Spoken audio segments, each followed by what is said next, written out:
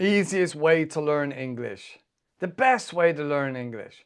The quickest way to learn English. Idiot's Guide to Learning English. Hello and welcome to another English podcast with Paul. I'm your host, Paul. And as always, unscripted, unedited, natural, native English conversation. And today we're going to have a dive into how I learn a language. So, I've got some notes. Oh, hit the camera. I've got some glasses. And let's jump in. I must say, if you're driving, please concentrate and focus on the road. Otherwise, if you're just commuting or relaxing around the house, turn up that dial and focus your ears on my voice. I'll try to be as smooth and as beautiful as possible. Only joking, only joking. Right, okay. So, when I'm learning a language, and I'm not the ultimate expert, I'm really not the ultimate expert. When I learn a language, the way I start or the way I found works best for me, is to have a small pocket book. It normally sits in my back pocket. Small pocket book. Very cheap, very easy. And one of the best things about it is it's very tactile. It's very binary, very simple. All right? There's many reasons why you can't get your phone out in a certain situation just to jot down a word. So when I aim to learn a language, often it might just be for basic language when I'm visiting another country, I'll have a little book and I'll write the name of the language on the front. Okay, that's the first thing I do. And it's fairly easy, and we're all full of enthusiasm to find the first sort of 10 words, like hello, thank you, sorry, goodbye, that kind of thing, So that's generally where I start. And again, it's good to have that curiosity. If you're going to go on holiday, you've got that excitement and motivation. It's quite important, really, to find the motivation that's going to see you through learning this language, especially if you want to learn it up to a high level, to be able to use it for most conversations and feel very competent that you're able to get your message across. Okay, so like I said, there's lots of different tricks and tips and YouTube videos, but this is the way that works for me.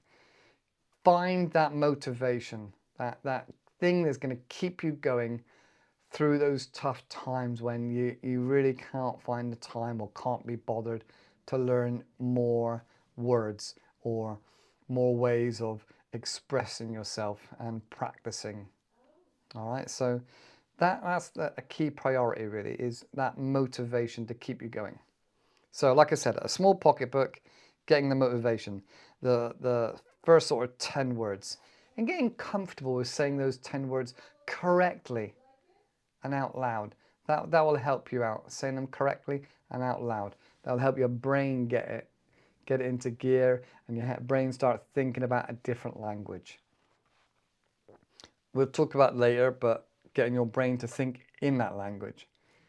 All right, okay. Next, I move on to important words and phrases, sort of 30, around 30. Like how much is this? Where is the toilet? Kind of important things if you're going on holiday. Who doesn't need the toilet? So that can take a good few weeks to get those phrases comfortable in your head over and over and over again. And that you can practice with friends and family as well. A lot of friends and family may know these phrases or heard of them. The fourth thing I do, really, is I try and pick up, or I have around, a child's book of learning a language. Now, you may be asking yourself, why a child's book? And it's simply because the framework of how they put out the categories. It makes it really easy to understand and expect what's going to be in that chapter. It's kind of obvious. So for example, on the first page, there will be, like I said before, greetings. Hello, my name is this, and simple things like that. And then when you move on to the second page, it may be about my family, how old I am, and other small, simple, easy things. And then when you get into a few more pages, it might be about your morning routine, or about your house or your bedroom, and what's in it. And then once you get further outside your house, and labeling things in the house, then you would move on to other parts of your life. So you might talk about your town. So another chapter might be the town, the bank, the playground, the school, the library. And what comes with that often is preposition. So at the bank, you turn left, you go over the hill, and then there's the library. Next to the library, behind the library, in front of the library, are the other buildings or places to visit. Okay, so the child's book moves across in easy chapters. And if there's, I don't know, say 12 chapters, something like that, by the end of it, you'll have a really good grasp of the basics, A1, A2. So that is really where I spend a lot of my time at the beginning, probably a few months, maybe 3 or 4 months, sometimes 6 months, depending on how difficult the language is and how much time I've got to dedicate to practicing the language. All right, okay, 5. So another thing I try to do is I have these little cards, you know, like cue cards or note cards. And you write the word on one side and you flip it over and there's maybe an explanation on the other side. Now, that's very normal and very obvious. But what studies show is that SRS is really, really fundamental in holding things in your memory. And so this SRS is spaced repetition system. So let's just say, for example, you've got 50 words that you've written down, and 10 of those words are really, really easy. You put them in the section A at the front, and then maybe 20 of those words are, you get them right most of the time, and they're somewhere. If you stop and think about it for a while, you'll probably get it. So those second bunch of words go in B. All right, and then the last sort of, I don't know how many I said now, 10, 20, the last sort of 20 words that you keep forgetting and can't retain that word because it's not easy would go in section C. Okay, so then every day, or maybe multiple times a day, you look at section C, go through it, check it, put it back, go through it, check it, put it back. And then every other day, you would look at section B. I remember now, I remember. All right. And then once a week, you would look at section A, which are really, really easy, just to hold it in your brain. And as you do this, you get better and better. And you can move the cards then from say, section B, which are now becoming really easy, into section A. And so you do this for however long it takes until you work your way through. You can even take some out of section A and add a few more into section C as the pack moves along. You might not have A, B, and C. You might have A, B, C, D, and E. It's up to you. It's up to you, whichever way you want to do it.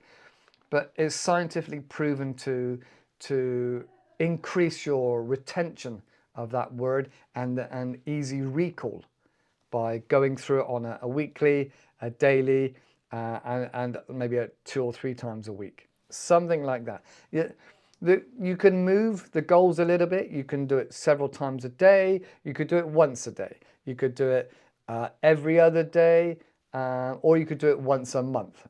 It's up to you how you set it up.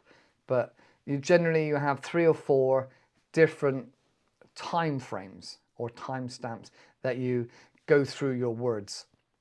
So that's a very good option. And I've used that a little bit.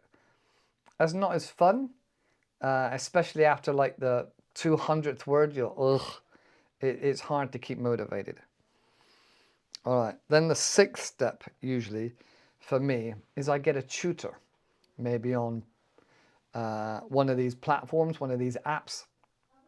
And again, you try and find somebody that's able to speak to you in your own language, preferably, to start with. And somebody that's got the patience and has a similar communication style to you, where, maybe you have a little bit of fun, you a bit of banter, a bit of joking. And somebody that will understand the way you want to learn and help you learn the way you want to learn. All right, so that is quite crucial. Sometimes you have to find 2 or 3 tutors. All right.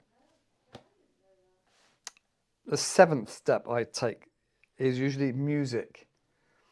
Music really is quite fundamental for you to enjoy the language, especially if you can crank it up and then you start picking up a couple of words and you'll move in, and then sometimes you might catch yourself singing the word out loud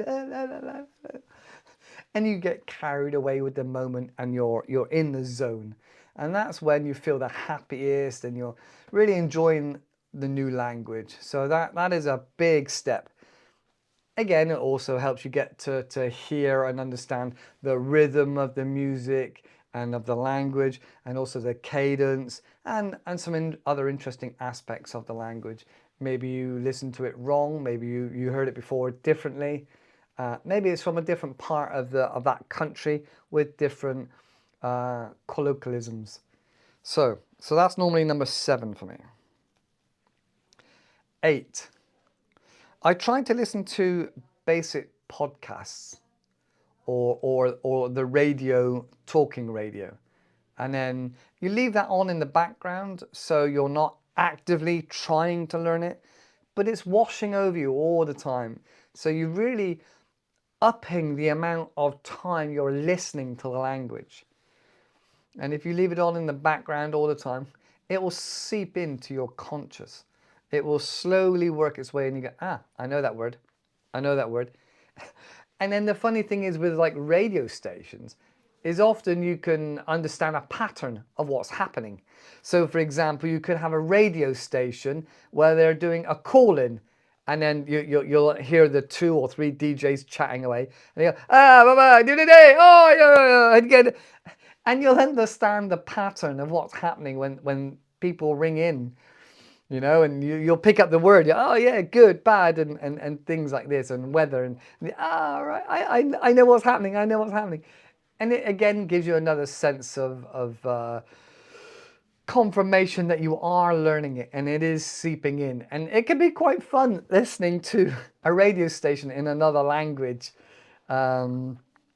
just because you kind of understand what's going on sometimes. It can be quite funny. All right, so yeah, that's kind of number 8. Right, number 9. I try, if I can, to find some comedy or children's comedy or silly jokes. Maybe something really basic and easy that I might be able to understand. But again, it's just something else to wash over and flow and listen to and slowly absorb. But if you can tell a few jokes, maybe just learn 5 jokes. And when you're meeting somebody, let's just say you've rehearsed these jokes and you know them well, and you meet somebody and you tell them a joke in their language, that really can build a bond between you and the other person. It really is a way of getting to break the ice and to have fun, and for somebody to accept you in and really maybe help you out with learning the language. So just telling a few jokes, even just 5. If you only learn 5 jokes in a couple of months, it can really help bring you together with somebody else and build that rapport and take you to the next level. Yeah, maybe they'll share some jokes with you. All right, so that's number 9. 10. Now, this isn't easy for everybody, but if you're going on holiday or you have some free time, it's really good and very, very helpful if you can visit that country, even for a long weekend. All right, actually visit the country, you know, if it's close enough. Obviously, there's maybe it'll be a goal of yours to one day visit that country. But if you can visit the country and you can actually see people's faces and body language and smell the streets and see the lights and the bustling, that will really help get you in the mood and feeling the ambience and feeling the rhythm and the whole culture, and it'll really help you get into the mindset of this other country, this other culture. That will help shift your brain from convert it to English or convert it to my language, and instead just feel it and embrace it as that one language, that one country, that one culture. Because a lot of students say to me, they say, I keep converting it from one language to the other. And that takes a lot of brain power and a lot of time. So when you visit the country, you're more likely to be in the mindset of feeling that country and enjoying that country and really connecting with that country in all your senses. So you should, by this point, be able to feel the country and the language without having to try and translate everything. Because translating the word to your own country's language isn't always the best. It doesn't always translate the same. So try not to translate it and just get an understanding and a feeling for the situation. Read the situation, read the body language, you know, get an awareness for what's happening, and you're much more likely to pick up the words and the phrases. And so instead of being granular against each individual word, you begin to pick up a few different phrases that mean one kind of action. All right. So that helps a lot. Okay. So by this point, you should be around B1. And I would try and concentrate on reading more children's books and slowly work your way up. Children's TV, and start focusing more on the grammar. So as you're reading the books, you'll be looking at the sentence structure, what they use for verbs, what they use for names, and how it comes across on the page.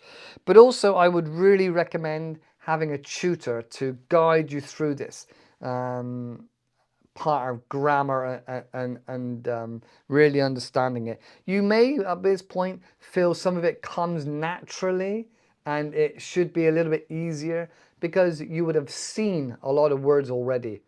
You would have seen like push the door, close the door, open, close, tips, bathroom. A lot of words you would have seen and go, I know what this is. All right, so once you start getting a tutor to help you with the grammar and the sentence structure, hopefully some of it will start falling into place. And if your tutor is good and you express what you want to the tutor, then hopefully you could start getting some exercises to help you read more and maybe even write a little bit about some of these sentences and slowly build and build and build. Maybe you'll get to the point where you will be able to read a newspaper and ascertain what the message is. And then start listening to talk radio, where there's a lot more talking and a lot less music and a lot less fun and games, but more serious, deeper conversations. That again will help elevate your understanding and listening and even your talking skills. And this could take anywhere between 6 months to a year, depending on how much time and energy you can focus on acquiring this language. So when you get in there a bit longer, you want to get up to sort of C1 level, then I recommend having multiple tutors.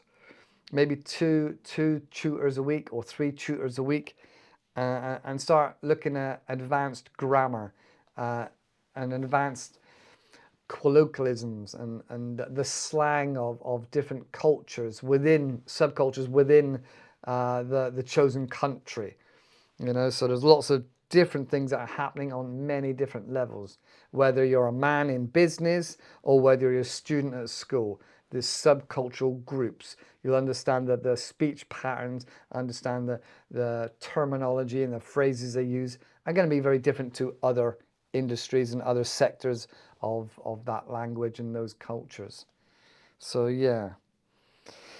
Wow. And if you get to that stage, then you're almost fluent. You're almost fluent, and you'll get so much more engagement. You'll get so much more reward for not just from the locals for your making your efforts and the time you've spent to learn that language, but the rewards of enjoying the country and all the services that it has to offer. So that is the end goal for most people, I believe. So that's basically the sort of 10, 11 ways that I don't want to say attack a language, but the ways I look at gaining some more languages under my belt and gaining more experience. So I only know a few languages, probably 3. Some sign language. I obviously know my own language. I know some Cambodian language, and I know some Spanish language. That is basically where I've put a lot of effort and energy. But there are other languages that I like to sample and taste and try to pick up a few words, because obviously I have international students and international friends. So another good, just a bonus tip, another thing to think about is language exchanges. Often you can get them free, and you can also use community teachers on some of these platforms, which are a lot cheaper. But yeah, language exchanges are also a very good way of practicing your speaking. Right, okay, yeah, so a short one today. That's it for now. If you've got some really good tips about how to learn a language, then put them down in the comments. If you've got any interesting stories about language, then let me know. We'll start a conversation. But that's it for today. Thank you very much for listening. And as always, have fun learning. If you don't have fun, you're not going to learn. Take care, bye-bye, and I'll see you in the next video.